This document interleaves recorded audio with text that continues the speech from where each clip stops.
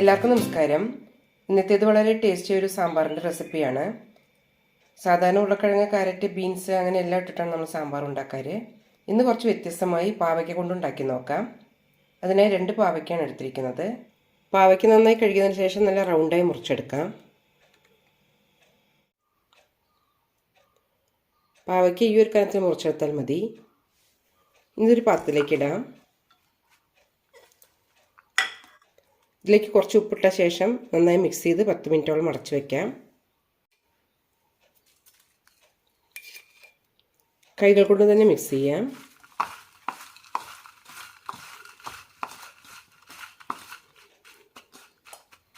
ഇനി ഇതിലേക്കുള്ള പരിപ്പ് വേവിച്ചെടുക്കാം. കുക്കറിലേക്ക് അരക്കപ്പിൻ്റെ അടുത്ത് തുവരപ്പരിപ്പ് ഇടുന്നുണ്ട്. ഇത് നന്നായി കഴുകിയെടുക്കാം. നന്നായി കഴുകിയെടുത്തിട്ടുണ്ട്. ഇനി ഇതിലേക്ക് ബാക്കിയുള്ള ചേരുവകൾ ചേർക്കാം. കുറച്ച് കറിവേപ്പില, ചെറിയ ഉള്ളി ഏകദേശം ഒരു 10-12 എടുക്കാം, തക്കാളിയും പച്ചമുളകും, മഞ്ഞൾപ്പൊടി, മുളക് പൊടി, 1 ടീസ്പൂൺ ഇടാം.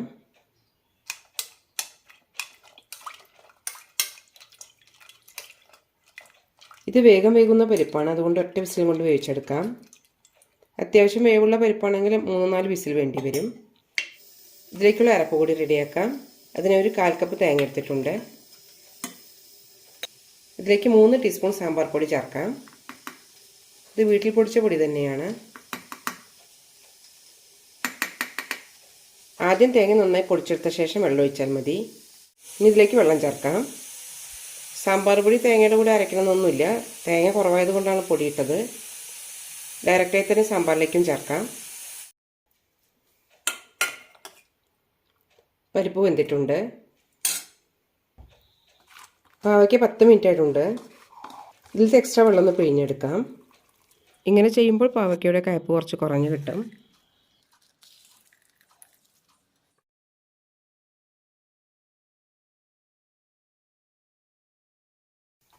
പാനിലേക്ക് 1 ടേബിൾ സ്പൂൺ എണ്ണ ഒഴിച്ചിട്ടുണ്ട്.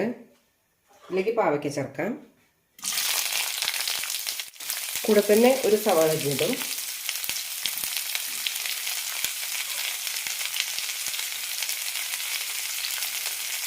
കുറച്ച് ഉപ്പ് ഇടാം. നന്നായി വഴറ്റി വെക്കാം.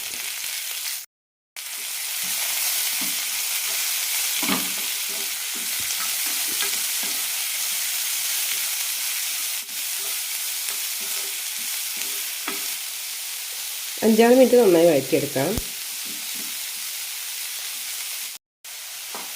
ഇടയ്ക്കൊന്ന് ഇളക്കാം.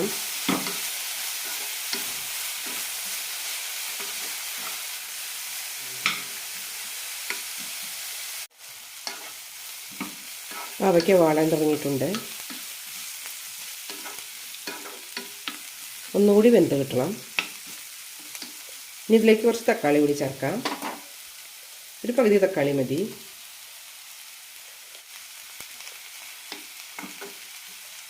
ഇനി അടച്ചു വെച്ച് വേവിക്കാം. കഷ്ണങ്ങളൊക്കെ നന്നായി വെന്തിട്ടുണ്ട്. ഇനി ഇതിലേക്ക് പുളി ഒഴിക്കാം.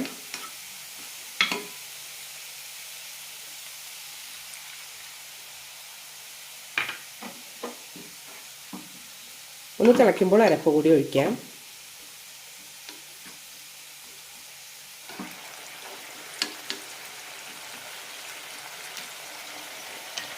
ഇനി അരപ്പ് ഒഴിക്കാം.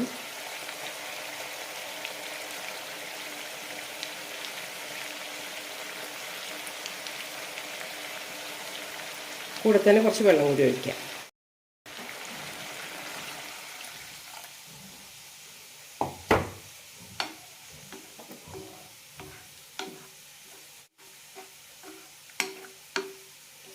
ഒന്ന് തിളച്ച് കഴിഞ്ഞാൽ പരിപ്പിലേക്ക് ഒഴിക്കാം.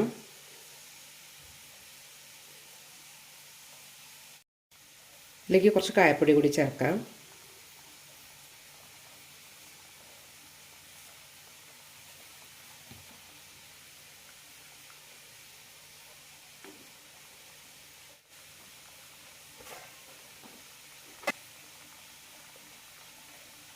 തിളയ്ക്കാൻ തുടങ്ങിയിട്ടുണ്ട്.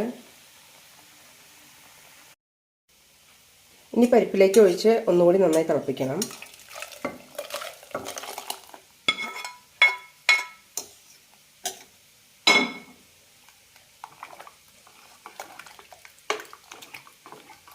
ഗ്രേവി നല്ല തിക്കാണ്, കുറച്ചുകൂടി വെള്ളമൊക്കെ ഒഴിക്കാം.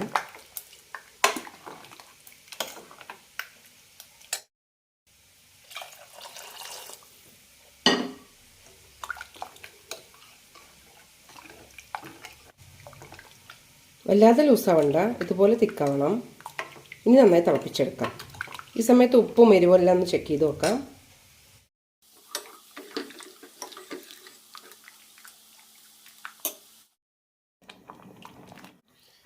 നന്നായി തിളച്ചിട്ടുണ്ട്. കടുകും കറിവേപ്പിലയും തളിച്ചിടാം.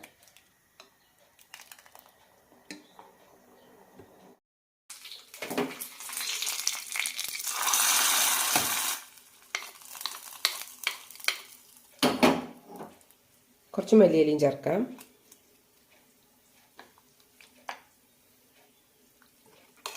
വളരെ ടേസ്റ്റിയായ പാവയ്ക്ക സാമ്പാർ റെഡി ആയിട്ടുണ്ട്. എല്ലാവരും ഒന്ന് ട്രൈ ചെയ്ത് നോക്കൂ.